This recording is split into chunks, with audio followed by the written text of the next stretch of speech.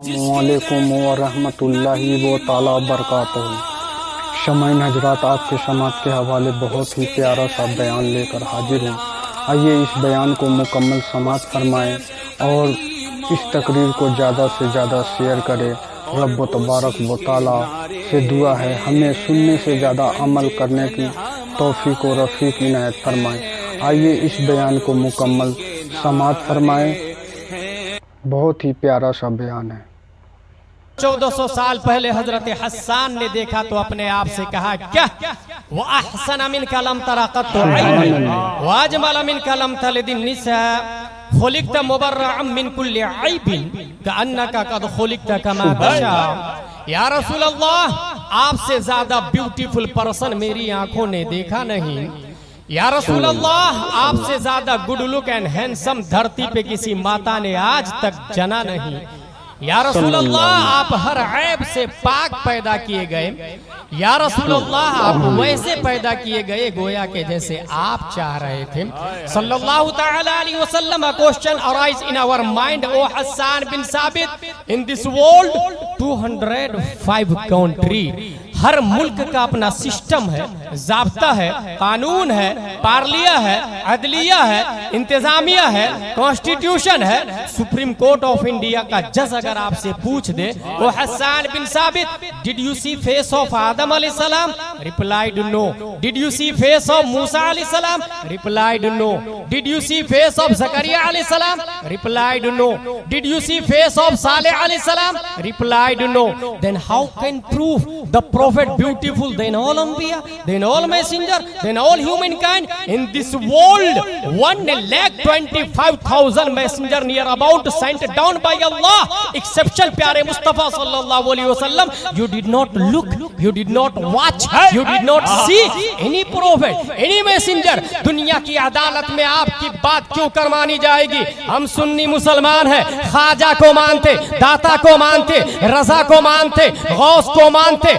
आपकी बात बगैर मुतालबे दलील के मान भी ले तो supreme court of the world, constitution of the world चश्मदीद गवाह की गवाही पर फैसला करती है, चश्मदीद गवाह की बात को मानकर जजमेंट पर पहुंचती है। ऐ हस्सान बिन साबित, आपके पास कोई आई विटनेस है? आपके पास कोई चश्मदीद गवाह है? हजरत हस्सान की तरफ से तसव्वुरात की दुनिया में जवाब आएगा। कोलकाता के सुन्नी मुसलमानों, don't worry, follow me, let's go towards leader of angels named Jibril अलैहिस्सलाम से पूछ लेते हैं, ऐ जिब्रील अमी, क्या आपने आदम को देखा? कहाँ देखा ना। क्या आपने जकरिया को देखा? कहाँ देखा ना। क्या आपने सालेह को देखा? कहाँ देखा ना। हजरत जिब्रील का दावा है, तमाम नबियों का पैगाम पर मैं हूँ, तमाम नबियों का मेडिटर मैं हूँ, तमाम नबियों का कासिद मैं हूँ, शरीयत मैं लाया हूँ, सिस्टम मैं लाया हूँ, कानून मैं लाया हूँ, तौरात मैं लाया हूँ, ज़बूर मैं लाया हूँ, इंजील मैं लाया हूँ, सोहफ़े आदम मैं लाया हूँ, सोहफ़े शीश मैं लाया हूँ,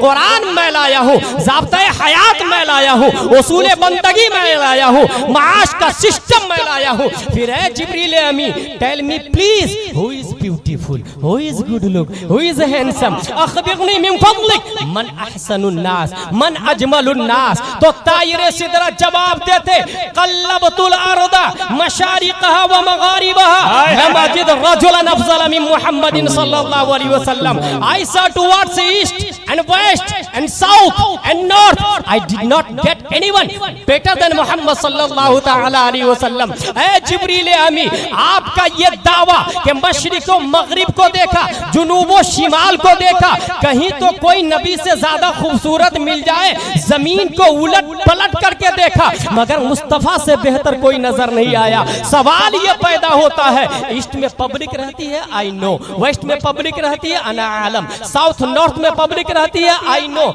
लेकिन जमीन को पलट के देखने की क्या वजह थी? क्या जमीन के नीचे पब्लिक रहती है? ये तो कभी आपने बताया नहीं, नहीं किसी शरीयत में आया और नहीं न्यूटन, डार्विन, आइंस्टाइन, जरकाली, अरस्तु, केपलर ने बताया। फिर जमीन को पलट के देखने की क्या वजह है? तायरे सिदरा की तरफ से जवाब आएगा, नाकिसाइल सुन, 1400 साल पहले तुम्हें बात समझ में नहीं आती, मगर मैं जान रहा था जब 21वीं सदी ईस्वी का सूरज सतह आलम पर तुलू होगा, गूगल का जमाना होगा, ट्विटर की हुकूमत होगी, यूट्यूब का धमाल होगा, फेसबुक का सिक्का चल रहा होगा, WW के दरमियान पूरी दुनिया समाई हुई होगी, लोग सूरज की शुआओं को अपने कंट्रोल में लिए होंगे, स्पेस पे प्लाटिंग की बातें चल रही होगी, खलाओं को जेरे कदम रौदा जा रहा होगा, लोग चांद पे कमंदे डालकर मकान और बिल्डिंग की बातें कर रहे होंगे, ऑक्सीजन और कार्बन डाइऑक्साइड की तैयारियां चल रही होगी। ऐसे माहौल में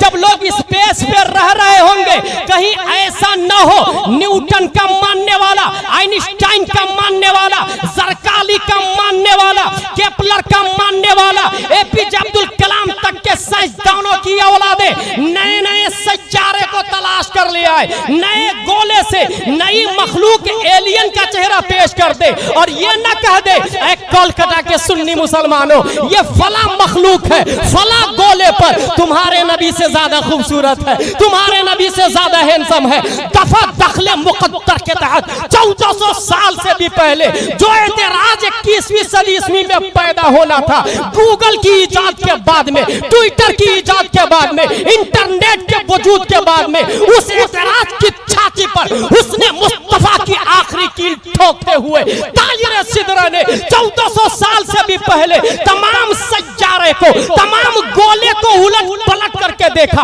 उतारिद को देखा, ज़ोहरा को देखा, मरीख को देखा, मुश्तरी को देखा, उरानूस को देखा, नेपच्यून को देखा, मरकरी को देखा, सैटर्न को देखा, जुपिटर को देखा। तमाम सैयारों को देखने के बाद जो जजमेंट दिया उसकी तर्जमानी 14वीं सदी हिजरी का अजीम साइंटिस्ट इमाम इसको मोहब्बत, अच्छे रजा, प्यारे रजा, आशिक रजा, फाजिल रजा, अल्लाह की रजा, सहाबा की रजा, जिनके सामने न्यूटन भी घुटना टेकता है, आइंस्टाइन भी साइंस की भीख मांगता है, डार्विन की थ्योरी का जनाजा निकलता नजर आता है, वो इमाम अहमद रजा ने चश्मदीद गवाह की गवाही को दुनिया की अदालत में पेश करते हुए इरशाद फरमाया, यही बोले सिदरा वाले जमाने जहां के थाले, यही बोले सिदरा वाले जमाने जहां के थाले, सभी मैंने छान डाले थे पाए का ना पा। शान हबीब कॉन्फ्रेंस 6 कब, कौन, कहां, कैसे, क्या, क्यों, ये 6 काफ का जवाब किसी भी जात को निखार करके सामने रख देती है। नंबर 1 पहला क्यों, कौन। परवरदिगार आलम ने कुरान मुकद्दस में इरशाद फरमाया, हुवल्लज़ी अरसला रसूलहु बिल हुदा व दीनिल हक, वही है जिसने अपने रसूल को भेजा हिदायत और दीन हक के साथ, सुभान अल्लाह, ताकि तमाम दीनों पर गालिब कर दे, अगरचे काफिरों को बुरा लगे। हुवल्लज़ी, हुवा ज़मीर, अल्लज़ी इसमें मौसूल, और दोनों से बात क्लियर नहीं है कि कौन। वही है जिसने भेजा, और सिर्फ इतना कहा जाए वही है जिसने भेजा तो वहदानियत का पता नहीं चलता है। वहदानियत का पता उस वक्त चलता है जब आता है अरसला रसूलहु, जिसने अपने रसूल को भेजा। अब पता चला वो जिसने भेजा कोई और नहीं, परवरदिगार आलम। सुभान अल्लाह। और जिस तरह हुआ और अल्लज़ी इसमें मौसूल मुबहम होता है, इबहाम के बगैर बात वाज़ेह नहीं होती है, यहीं से इस बात की तरफ इशारा है कि वो अल्लाह है जिसकी मारिफत मुस्तफा के बगैर नहीं हो सकती। वो अल्लाह है जिसकी मारिफत प्यारे मुस्तफा सल्लल्लाहु तआला अलैहि वसल्लम के बगैर नहीं हो सकती। शान हबीब कॉन्फ्रेंस, हबीब ये है कौन? अगर आपसे पूछा जाए हु इज हबीब, इसका जवाब होगा मुहम्मद सल्लल्लाहु अलैहि वसल्लम।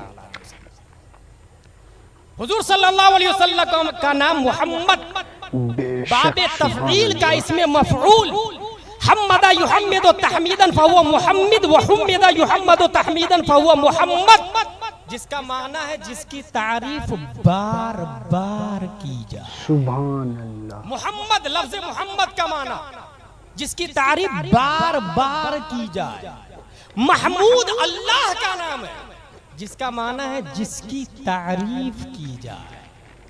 परवरदिगार आलम मोहम्मद तो तेरा नाम होना चाहिए, क्योंकि हर शख्स अल्हम्दुलिल्लाह रब्बिल आलमीन कहता है।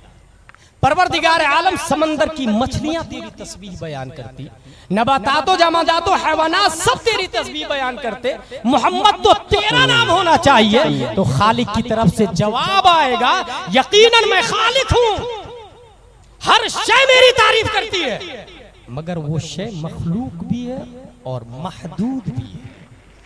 अगर कोलकाता का हर फर्द मेरी तारीफ करे तो वो मखलूक है, मैंने पैदा किया उसको, और महदूद भी है, काउंटेबल है, लामुतनाही नहीं है। तमाम मछलियां और समंदर की मखलूक मिलकर मेरी तारीफ करे तो वो महदूद है, मखलूक भी है, मैंने उसको पैदा किया। आसमान के तमाम स्टार्स अगर मेरी तारीफ करे तो वो मखलूक है और महदूद भी है, मैं हूं खालिक उसका। कायनात की हर शय मिलकर मेरी तारीफ करे तो वो मखलूक है, महदूद भी है, मगर है साइल, मैंने अपने महबूब की वो शान बनाई है कि मखलूक तो मखलूक, बसाते खुद खालिक हो के भी मैं मुस्तफा की। सुभान अल्लाह, सुभान अल्लाह, क्या बात। इसलिए मैंने उसको मोहम्मद बनाया। यह पहले क्यों का जवाब। कौन? Who is हबीब? हुआ मुहम्मद रसूलुल्लाह सल्लल्लाहु तआला अलैहि वसल्लम। कुरान मुक़द्दस में उसके बारे में यह भी आया, क़द जाअकुम मिनल्लाहि नूर। इंसान आज की दुनिया में मोहम्मद सल्लल्लाहु अलैहि वसल्लम को जानना चाहे तो एक साइकोलॉजी दलील देता हूं मैं। इंसान दुनिया के अंदर जितने भी इंसान, यहां तक कि जानवर भी, उसका डीएनए तकरीबन 90% मैच करता है। डीएनए का फुल फॉर्म है डीऑक्सी राइबो न्यूक्लिक एसिड। और इसको आसान लफ्जों में समझना हो तो एक राज मिस्त्री जो मकान बनाता है उसको सरिया, सीमेंट, गिट्टी, रेत, ईंट दे दे, इसी से वो मकान बनाएगा, इसी से वो दुकान भी बना सकता है, इसी से वो शोरूम भी बना सकता है, इसी से वो मस्जिद भी बना सकता है, मंदिर भी बना सकता है, मदरसा भी बना सकता है, स्कूल, कॉलेजेस, यूनिवर्सिटीज, ऑक्सफोर्ड भी बना सकता है। यही हाल इंसानों का है। 90% डीएनए हमारा दूसरे के साथ मैच करता है। 10% में इख्तिलाफ है तो कोई खालिद है, कोई हाशिम है, कोई जैद है, कोई अम्र है, कोई बकर है। और ये डीएनए बनता है 5 चीजों से: carbon, oxygen, hydrogen, nitrogen, phosphorus. Listen to me again, DNA बनता 5 चीजों से: carbon, oxygen, hydrogen, nitrogen, phosphorus. और ये 5 चीजें बनती है ग़िज़ा से, खाने और पीने से। चाहे इंसान काजू बादाम किशमिश पिस्ता अखरोट खाए या फिर रोटी चावल खाए, फ्रूट्स खाए, ये डीएनए, ये 5 चीजें बनती ग़िज़ा से, खाने और पीने से। और पूरी दुनिया का इंसान जो भी खाए, प्यारे मुस्तफ़ा के डीएनए से अगर मैच करना चाहता है तो सबसे पहले ये देखे कि मुस्तफ़ा खाते पीते क्या है। इसके लिए जब मुताला किया गया तो बुखारी शरीफ की हदीस है, रब्बी युतइमुनी व युस्कीनी, मेरा रब मुझे खिलाता पिलाता है। अय्युकुम मिस्ली, तुम में से कौन मेरी तरह है। यही दिमाग को रोके और सोचे, जब रब नबी को खिलाता है तो रब का खिलाना नूर, मुस्तफ़ा का खाना नूर, रब का पिलाना नूर, मुस्तफा का पीना नूर। तो यहीं से पता चला मुस्तफा का कार्बन भी नूर है, ऑक्सीजन भी नूर है, हाइड्रोजन भी नूर है, नाइट्रोजन भी नूर है, फास्फोरस भी नूर है। तो नबी के डीएनए की तरह किसी का डीएनए नहीं मिलता। जब तो बरेली का इमाम बोलता है, लम याते नज़ीरों का फी नज़रिन मिथले तू नशुद पैदा जाना, जगराज के ताज तोरे सरसों है, तुझको शहे दूसरा जाना। 6 Q's अबाउट हबीब। 6 काफ का जवाब लेना है आपको। पहला काफ हो गया कौन, दूसरा काफ कब आए। इस सिलसिले में तारीख मुख्तलिफ अंदाज से बयान करती है। ऑक्सफोर्ड और कैम्ब्रिज में पढ़ने वाले ये दावा करते हैं कि पूरी दुनिया अपने वजूद से पहले एक डॉट की शक्ल में थी। WWW के बाद में जो बिंदी आती है उसे डॉट कहते हैं। बा के नीचे जो एक नुक्ता आता है उसे डॉट कहते हैं। पूरी दुनिया उस डॉट की शक्ल में थी। और साइंसदानों ने अपनी किताब में इस तरह लिखा, in short the big bang hypothesis state that all of the current and past matter in the universe came into existence at the same time only 13.8 billion years ago, not million, billion. At this time, all matter was compacted into a very small ball with infinite density and intense heating called a singularity. Suddenly the singularity began expanding and the universe is when it began. पूरी दुनिया अपने वजूद से पहले एक dot की शक्ल में थी। अचानक वो डॉट फटता है, कोलकाता, लंदन, अमेरिका, बर्तानिया बन जाता है। ये किसने कहा? दुनिया के बड़े बड़े पढ़े लिखे लोगों ने, ऑक्सफोर्ड और कैम्ब्रिज के स्टूडेंट्स ने। हमने इस्लाम से पूछा, ऐ इस्लाम तू बता प्यारे मुस्तफा कब आए? ये दूसरे काफ का जवाब क्या है, दूसरे क्यू का जवाब क्या है? इस सवाल का जवाब 1400 साल पहले बारगाहे मुस्तफा में खड़े होके हजरत जाबिर ने ले लिया। या रसूलल्लाह अखबिरनी अन अव्वल शैइन खलक़ल्लाहु तबारक व तआला क़ब्ल कुल्लि अशिया। क़ाल या जाबिर इन्नल्लाह तआला क़द खलक़ नूर नबिय्यिका मिन नूरिही फजअल ज़ालिका नूर यदूरु बिल क़ुदरति हैसु शाअ अल्लाहु तबारक व तआला व लम यकुन फ़ी ज़ालिकल वक़्त लौहुन वला क़लमुन वला जन्नतुन वला नारुन वला मलकुन वला समाउन वला शम्सुन वला कमरुन वला जिन्नुन वला इंसुन फलम्मा अरादल्लाहु अन यख़लुक़ल ख़ल्क़ क़स्सम ज़ालिका नूर इला अर्बअति अज्ज़ा फ़ख़लक़ मिनल जुज़्इल अव्वल अल्लाह व मिनल थानी अल क़लम व मिनल थालिस अल अर्श सुम्मा क़स्समल जुज़्अर राबि इला अर्बअति अज्ज़ा इला आखिर। या रसूल अल्लाह, अल्लाह ने सबसे पहले किस चीज को पैदा फरमाया? प्यारे मुस्तफा जवाब देते हैं, ये याद रखिएगा, दुनिया के मानने वालों ने और साइंसदानों ने ये कहा है पूरी दुनिया एक डॉट से बनी है। अगर कलकत्ता के मुफ्ती साहब पूछ दे उस साइंटिस्ट से, बता वो डॉट रहता कहाँ था, वो डॉट आया कहाँ से, उसकी हय्यिज़ तबई क्या थी, उसकी हद बिल्कुल क्या थी, हद बिल रस्म क्या थी, उसकी फितरत क्या थी, उसकी हकीकत क्या थी, इन तमाम सवालों के जवाब में डॉट के ईजाद करने वाले ला अदरी और आई डोंट नो का जवाब देंगे, मगर इस्लाम का जवाब पे कुर्बान जाए। जब हजरत जाबिर ने पूछा, या रसूल अल्लाह, अल्लाह ने सबसे पहले किस चीज को पैदा फरमाया? प्यारे मुस्तफा जवाब देते, जाबिर अभी जमीन नहीं है, आसमान नहीं है, सितारे नहीं है, कहकशा नहीं है, बहरो बर नहीं है, खुशको दर नहीं है, जिन्नो इंस नहीं है, शम्सो कमर नहीं है,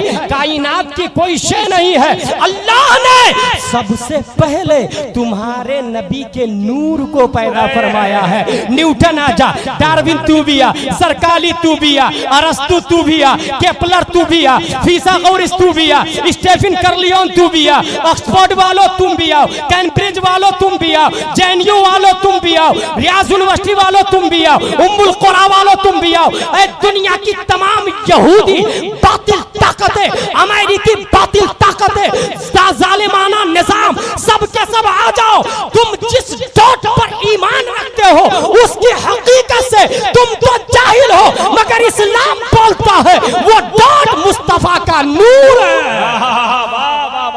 सुभान नारे तकबीर, नारे रिसालत, मसलके आला हजरत, अज़मते मुस्तफा, शाने मुस्तफा। जिंदा पहला काफ हो गया, दूसरा काफ कब आए नबी, ये उसका जवाब।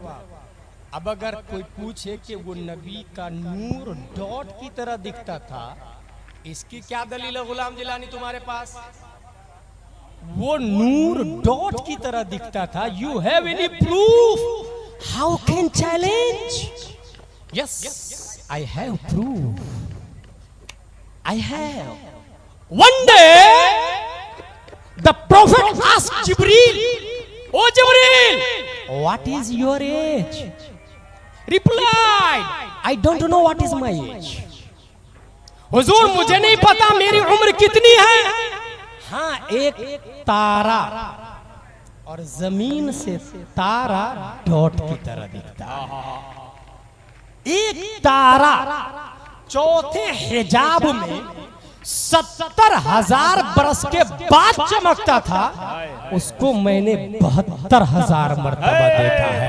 प्यारे मुस्तफा इरशाद फरमाते वो इज्जत रब्बी अना ज़ालिकल कौकब, मुझे मेरे रब की इज्जत और जलाल की कसम, वो तारा मैं हूँ, मैं हूँ, मैं हूँ। जिंदाबाद जिंदाबाद तारा जिंदाबाद। जमीन से तारा डॉट ही की तरह दिखता है। क्या कहने, उसने तो कहा 13.8 बिलियन ईयर्स एगो, मगर इस्लाम ने वाजे कर दिया 70,000 को 72,000 में इंटू करके देखे, जिब्रील की उम्र उससे कम है। नूरे मुस्तफा की उम्र का अंदाजा हो जाए। अब बात समझ में आ गई, नूरे मुस्तफा ही डॉट की तरह दिखता था, लेकिन वो डॉट रहता कहाँ था? न्यूटन तू नहीं बता पाएगा, आइंस्टाइन तू नहीं बता पाएगा, universities no, you don't have any answer. मगर इस्लाम बोलता है कि वो डॉट कुर्बे मौला में रहता था, कुर्बे मौला में, कुर्बे इलाही में, और वो डॉट जानदार था। उस डॉट के अंदर जान थी, वो डॉट बेरूह नहीं था, वो डॉट बेजान नहीं था, वो डॉट हाई से खाली नहीं था, क्योंकि हदीस शरीफ के अंदर आया यदूरो, और यदूरो का फाइल जाले का नूर है। यदूरो वो नूर घूम रहा था, वो नूर घूम रहा था, पता ये चला वो नूर जानदार था, बेजान नहीं था, और उस नूर में जो जान थी वही प्यारे मुस्तफा सल्लल्लाहु अलैहि वसल्लम। सुभान अल्लाह, सुभान अल्लाह। कब? दो काफ का जवाब हो गया, तीसरा काफ कहां से आया? तकरीबन इस सवाल का जवाब भी आप समझ ही गए होंगे। एक जानवर बचपन में अगर आप लोगों ने गाय भैंस चराया होगा और नहीं चराया और सुना होगा चराने वालों से कि जिस वक्त उसको नई शिफ्ट में ले जाए जानवर को, तो पीछे से हाँकना पड़ता है, लेकिन वापसी के समय उसे रास्ते पर लगा दे तो अपने आप वो जानवर अपने घर की तरफ पहुंच जाता है। यही बैल को आप जोते और जंगल में लकड़ी लेने के लिए जो लोग जाते हैं वो बताते हैं कि जाने में जंगल में तो तकलीफ होती, मगर वापसी में जिस रास्ते पर, जिस ट्रैक पर लगा देते थे, बड़ी आसानी से दोनों बैल मंजिल मकसूद तक पहुंच जाते हैं। यही हाल दूसरे तमाम जानवरों का है। इवन इंसान घर से दूर होने में तो थोड़ी तकलीफ होती है, मगर वापस आने में उनसियत रहा करती है, मोहब्बत, उखुव्वत और लगाव, कशिश और जज्ब रहा करता है। अगर ये मिसाल समझ लिया आपने तो सुने, 1687 ईस्वी में न्यूटन साइंटिस्ट पैदा हुआ है, और फतावा रज़विया शरीफ में आला हजरत लिखते हैं जब बाग में उसके सर पर सेब गिरा तो कशिफे फिक्ल का आसेब सवार हो गया। ये फतावा रज़विया का जुमला है। सेब गिरने से सर पे चोट क्या लगी, आसेब सवार हुआ उसको। और न्यूटन साइंटिस्ट ने यह बताया कि यह फल नीचे क्यों गिरा, ऊपर क्यों नहीं गया। यही हाल एप्पल ही नहीं, मैंगो का भी यही हाल है, ग्रेप्स का भी यही हाल है, पपैयाज का भी यही हाल है। ये फ्रूट्स नीचे क्यों गिरते हैं? दरख्त से, शाख से टूटने के बाद ऊपर की तरफ क्यों नहीं जाते हैं? न्यूटन साइंटिस्ट ने बताया है कि जमीन के अंदर ग्रेविटी है, जमीन के अंदर कशिफे थिक़ल है, जमीन के अंदर खींचने की ताकत है। क्या ये बात सही है?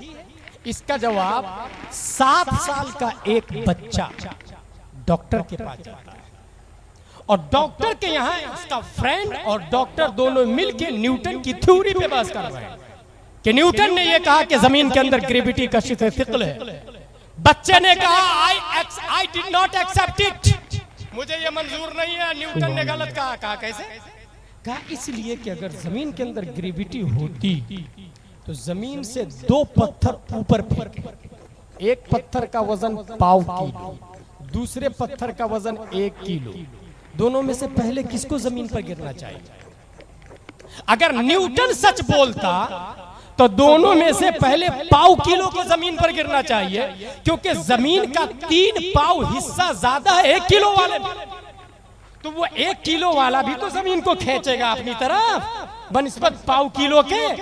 तो इस खेचा खेची में 1 किलो वाला धीरे से जमीन पर गिरेगा, पाव किलो वाला फास्टली जमीन पर गिरेगा। मगर ऐसा होता नहीं है, 1 किलो वाला पहले गिरता, पाव किलो वाला बाद में गिरता। मतलब ये कि न्यूटन झूठ बोल रहा है। जब डॉक्टर ने 7 साल के बच्चे की बात सुनी, कहा बेटा तुम्हारी बात में तो दम है, मगर जमीन के अंदर हम जिनसियत का मादा ज्यादा है, इसलिए जमीन पहले खींच लेती है। वो बच्चा बोलता है आई आल्सो इग्नोर इट, मुझे ये भी तस्लीम नहीं है। अगर हम जिन्स होने की बुनियाद पर खींच लेती है जमीन, तो सुने एक नमाज जनाजा सामने रख दिया जाए, बल्कि एक इमाम सामने हो, उसके पीछे हजारों मुक्तदी होते हैं। हिंदू कोलकाता में नाखुदा मस्जिद में चले जाए या और भी बड़ी बड़ी मस्जिदें हैं जिसके अंदर बेशुमार लोग नमाज पढ़ते हैं। एक इमाम है तन्हा मुसल्ले पर, उसके पीछे हजारों मुक्तदी है।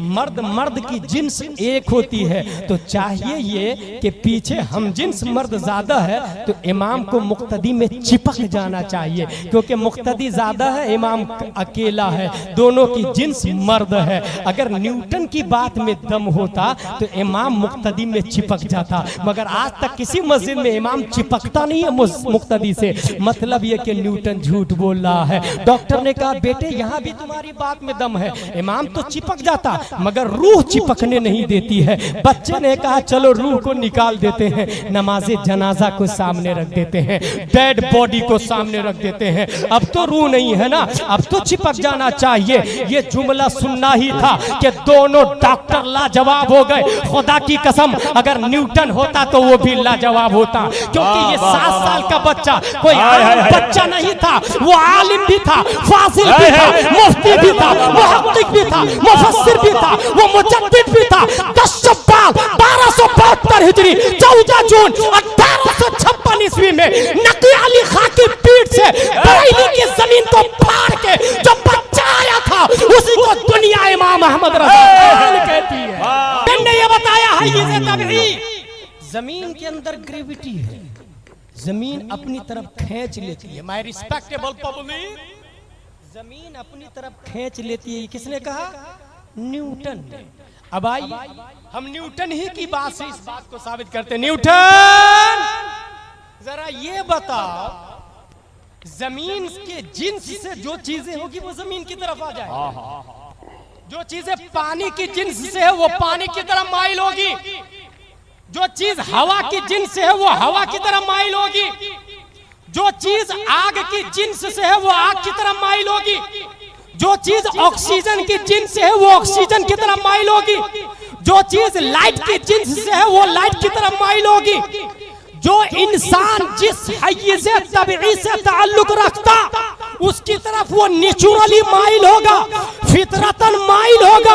अब आइए हम जानना ये चाहते हैं कि प्यारे मुस्तफा की हय्यज तबई क्या है, प्यारे मुस्तफा कहां से तशरीफ लाए, प्यारे मुस्तफा की हम जिन्स क्या है। अगर आप जवाब तलाश ना करें, तलाशते तलाशते तलाशते इंसान कोलकाता में पैदा होता, झारखंड में पैदा होता, हिंदुस्तान में पैदा होता, उसकी हय्यज तबई हिंदुस्तान है। बांग्लादेश में पैदा होता, उसकी हय्यज तबई बांग्लादेश है। कनाडा में पैदा होता, उसकी हय्यज तबई कनाडा है। डरबन में पैदा होता, उसकी हय्यज तबई डरबन है। स्विट्जरलैंड में पैदा होता, उसकी हय्यज तबई स्विट्जरलैंड है। मक्का और मदीना में पैदा होता, उसकी हय्यज तबई मक्का और मदीना है। अब हम ये जानना चाहते हैं मुस्तफा पैदा कहाँ हुआ है, तो जवाब मिलता है मुस्तफा अजम में नहीं, मुस्तफा अरब में नहीं, मुस्तफा मक्का में नहीं, मुस्तफा मदीना में नहीं, मुस्तफा जमीन में नहीं, मुस्तफा आसमान में नहीं, बल्कि मुस्तफा पैदा हुए हैं तो कुर्बे मौला में पैदा हुए हैं,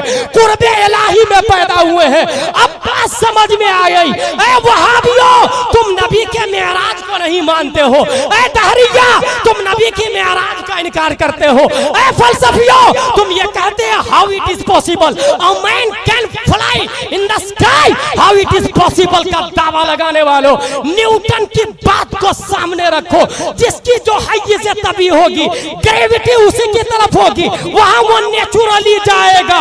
अगर जमीन से जो चीज फेंकी जाए ऊपर, वो रिटर्न जमीन में आ जाएगी। हवा से निकाली हुई चीज रिटर्न हवा में जाएगी, आग से पकड़ी हुई चीज रिटर्न आग में चली जाएगी।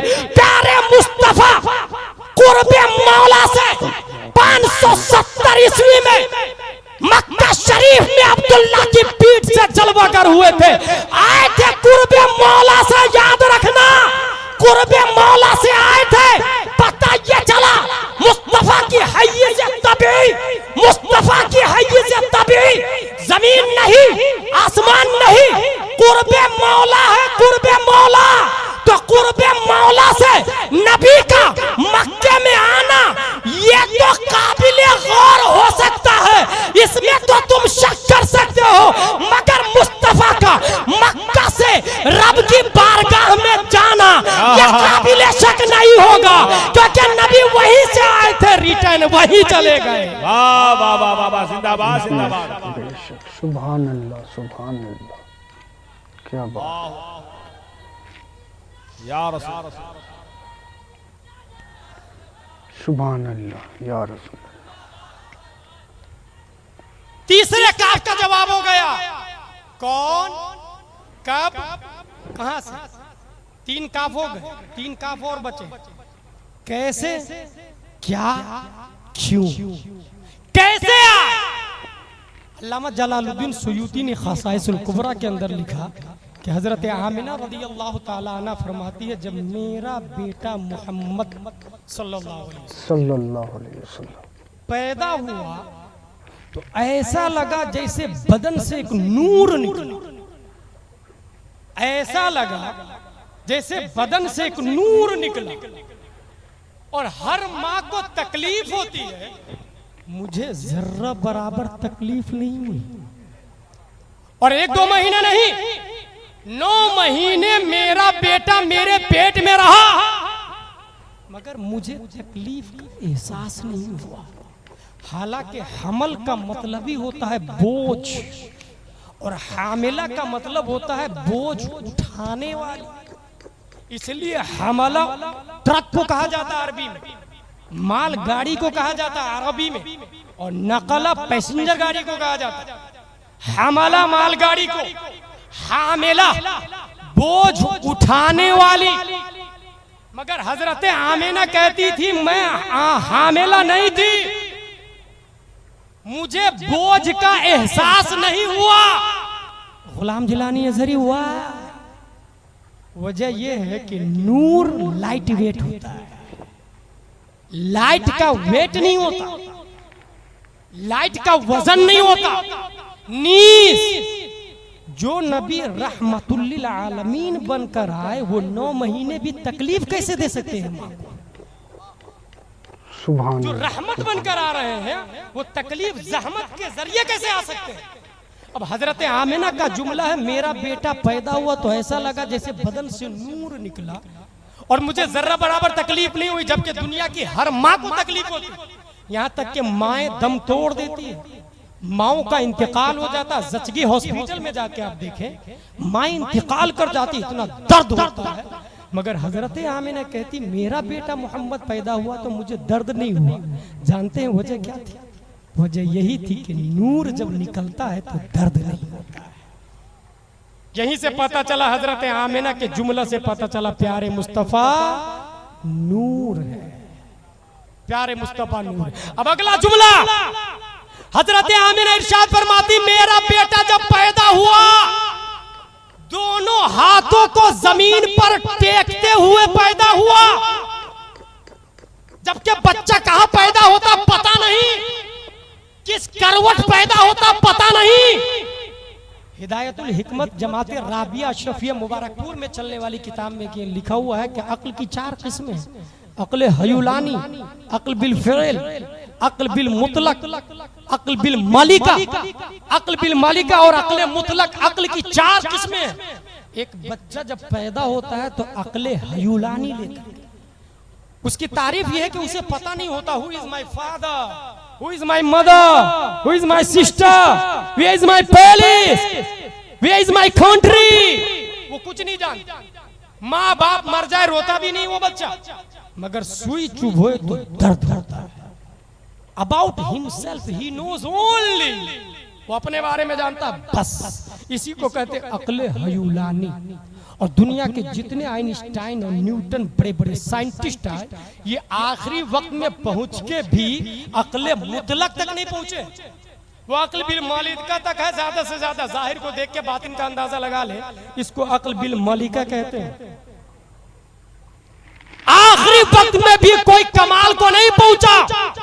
हजरत आमिना का सेंटेंस है, मेरा बेटा मोहम्मद पैदा हुआ, दोनों हाथों को जमीन पर टेकता हुआ पैदा हुआ। यही इस बात की दलील है कि ये महबूब जो आ रहा है, ये हबीब जो आ रहा है, ये बच्चा जो पैदा हो रहा है, ये आम बच्चा नहीं है, बल्कि न्यूटन, डार्विन, आइंस्टाइन, जरकाली, अरस्तु, केपलर, फिसागोरस, प्रोफेसर, दकातेरा, बैरिस्टर, आईएएस, आईपीएस, यूपीएस, ये बीयूएमएस, बीएमएस, एमबीबीएस, एमडी, दुनिया के जितने डिपार्टमेंट है, तमाम डिपार्टमेंट वालों की आंखों तराजू के एक पल्ले में डाल दिया जाए, मुस्तफा के बचपन की अक्ल का करोड़वां हिस्सा तराजू के दूसरे पल्ले में डाल दिया जाए। खुदा की कसम, नबी को बचपने में जो अक्ल दी गई थी, उसके करोड़वें हिस्से का मुकाबला में दुनिया की कोई ताकत नहीं आ सकती। बेशक, सुभान अल्लाह, सुभान अल्लाह। दोनों हाथों को जमीन पर टेकते हुए पैदा हुए। दोनों हाथों को जमीन पर क्यों टेका भाई साहब? क्योंकि हुकूमत हाथों से की जाती है, सल्तनत हाथों से की जाती है। इसी हाथ में पावर ऑफ द वर्ल्ड है। दैट्स व्हाई मेरे रजा, अच्छे रजा, प्यारे रजा, आशिक रजा, फाजिल रजा, काजी रजा, मुफ्ती रजा, काजीउल कुजात रजा, ताजुश शरिया अख्तर रजा अलैहि रहमा इरशाद फरमाते हैं, जहां में उनकी चलती है वो दम में कैसे क्या कर दे, जमीन को आसमां कर दे, सुरैया को सरा कर दे, फजा में उड़ने वाले यूं नहीं जराए निदा कर दे। वो जब चाहे जिसे चाहे उसे फरमा रवा कर। वाह वाह, सुभान अल्लाह, सुभान अल्लाह। पांचवा काफन क्या? What is the prophet Mohammad Mustafa सल्लल्लाहु तआला अलैहि वसल्लम? नबी क्या है? अगर पूछा जाए कौन है तो जवाब आएगा मोहम्मद बिन अब्दुल्लाह सल्लल्लाहु अलैहि वसल्लम। और क्या है पूछा जाए तो उनकी सिफत आए, उनकी क्वालिटी आए, उनके काम आए। और खुद अबू जहल ने क्या के जवाब में अमीन कहा था। वो अमीन है, अमनो शांति के खूगर, अमनो शांति के दाई है, अमनो शांति के पैकर है। वो शख्स जो नबी को टेररिस्ट का बानी कहता है, वो शख्स जो नबी को दहशतगर्द कहता माज़अल्लाह रब्बिल आलमीन, वो शख्स जो हुजूर सल्लल्लाहु तआला अलैहि वसल्लम पर आतंक का इल्जाम लगाता। व्हाट इज द प्रॉफिट का आंसर पढ़ ले, और सिर्फ फॉलोवर से नहीं, जो नन मुस्लिम है उनके तासुरात पढ़ लो, जो कुफारों मुशरिकीन है उसके तासुरात पढ़ लो। रुए जमीन का सबसे घटिया इंसान अबू जहल, वो भी अमीन कहता है, वो भी अमीन कहता है। अगर आज कुछ वहाबी देवबंदी और खवारिज को देख तुमने हुजूर सल्लल्लाहु अलैहि वसल्लम पर दहशतगर्दी का इल्जाम लगाया तो तारीख पर who started the first world war? Not Muslim. Who started second world war? Not Muslim. Who killed 6 million Jews in Holocaust? Not Muslim. Who killed about 20 millions of Aborigines in Australia? Not Muslim. Who sent the nuclear bomb of Hiroshima and Nagasaki? Not Muslim. Who killed Mr. Gandhi? Not Muslim. Who killed more than 100 millions of Indians in North America? Not Muslim. Who killed more than 50 millions of Indian in South America? No, not Muslim. Who took about 180 millions of African people as slaves? And 88% of them died in war through board in Atlantic Ocean. No, they are not Muslim. First of all, define the properly terrorist. A Muslim commit, non-Muslim commit bad, he is crime. But a Muslim commits the same thing, he is terrorist. Remove your mind this double standard, then come to the point. इस्लाम को समझना हो तो आके पढ़ो। जिस इस्लाम का challenge है, मन कतल नफ्सन फकान्नमा कतल अन्नास जमीआ व मन अहयाहा फकान्नमा अहया अन्नास जमीआ। चांदनी चौक कोलकाता की गली में किसी शख्स ने किसी का कत्ल कर दिया तो वो सिर्फ चांदनी चौक का कातिल नहीं है, वो कोलकाता का भी कातिल है, वो पूरे इंडिया का कातिल है, वो पूरी दुनिया का कातिल है, वो रोए जमीन का कातिल है, वो पूरी इंसानियत का कातिल है। ये निजात किसने दिया? कोई और ने नहीं, प्यारे मुस्तफा सल्लल्लाहु अलैहि वसल्लम का दिया। सुभान अल्लाह, सुभान अल्लाह। बेशक मॉब लिंचिंग तुम करो, नाम प्यारे मुस्तफा का, तबरेज तुम बनाओ, नाम प्यारे मुस्तफा का, दादरी में अखलाक को तुम मारो, नाम मुसलमानों का दो, आए दिन धमाके तुम करो, नाम मुसलमानों का दो। खुदा की कसम, इंसाफ से तुम काम नहीं ले रहे हो।